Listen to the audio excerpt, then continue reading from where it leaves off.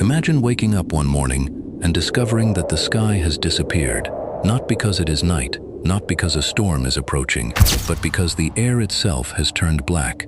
Outside, millions of tons of soil are moving through the sky. Inside your house, dust is coming through the windows. Under the doors, through the smallest cracks in the walls, your children are struggling to breathe. And somewhere outside, your farm is disappearing. This was not a scene from a disaster movie. It happened to American families during the 1930s. They called them black blizzards. And for people living across the Great Plains, these storms could turn an ordinary afternoon into a fight for survival. This is the story of the Dust Bowl.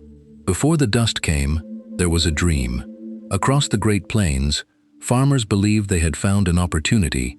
Land was available, wheat prices were rising, and new farming machinery allowed farmers to cultivate enormous areas of prairie. The grass that had covered the plains for generations was plowed under.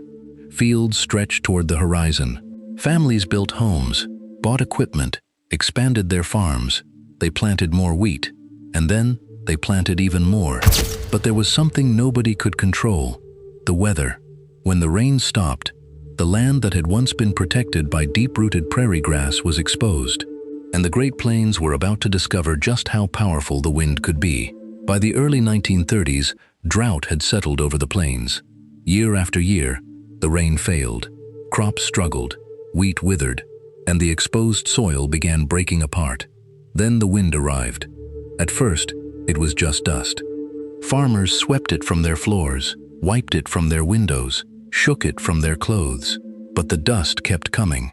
One survivor, Imogene Glover of Guimon, Oklahoma, remembered the dust as being so fine and heavy that it resembled face powder. PBSNA, and inside homes, families tried almost anything to keep it out. They covered windows, blocked cracks, hung wet material across openings. Some children slept under wet sheets to protect them from breathing the dirt. But eventually, there was nowhere left to hide. Then came April 14th, 1935, Black Sunday. The afternoon began normally. Then, on the horizon, a wall appeared, black, massive, moving toward the towns. The storm swept across the plains with extraordinary speed. In parts of the Oklahoma and Texas panhandles, winds reached roughly 60 miles per hour.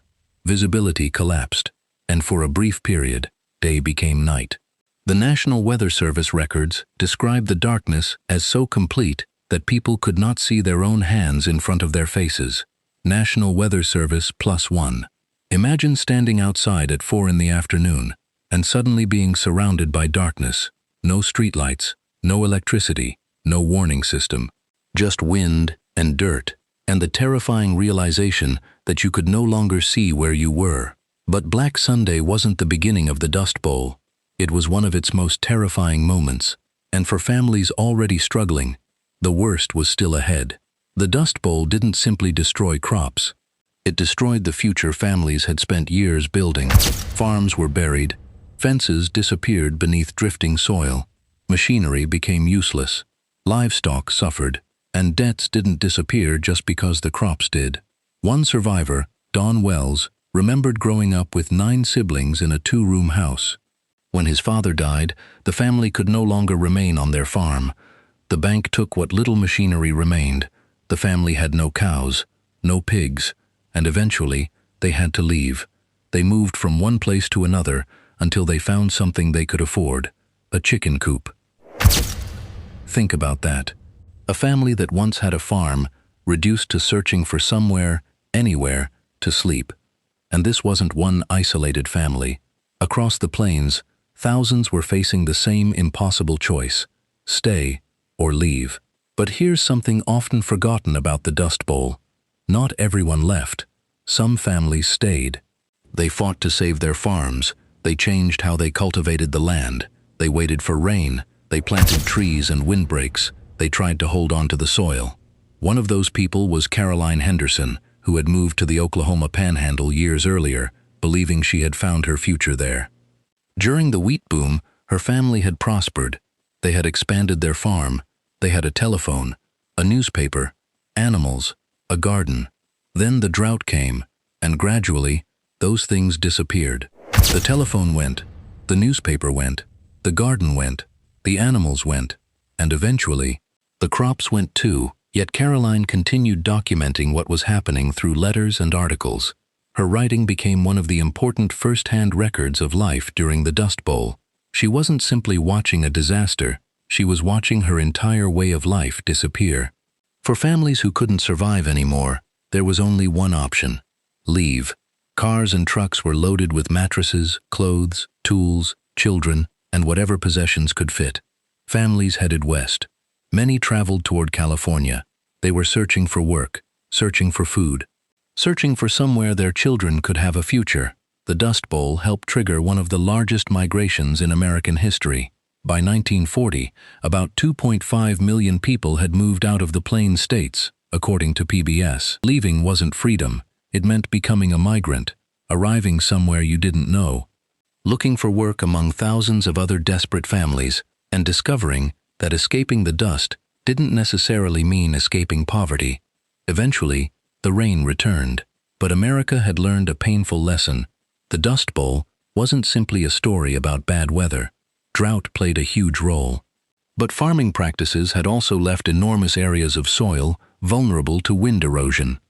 By 1935, the crisis had become so serious that soil conservation became a national priority. During testimony before Congress, government soil scientist Hugh Hammond Bennett famously used the dust itself as evidence of the crisis.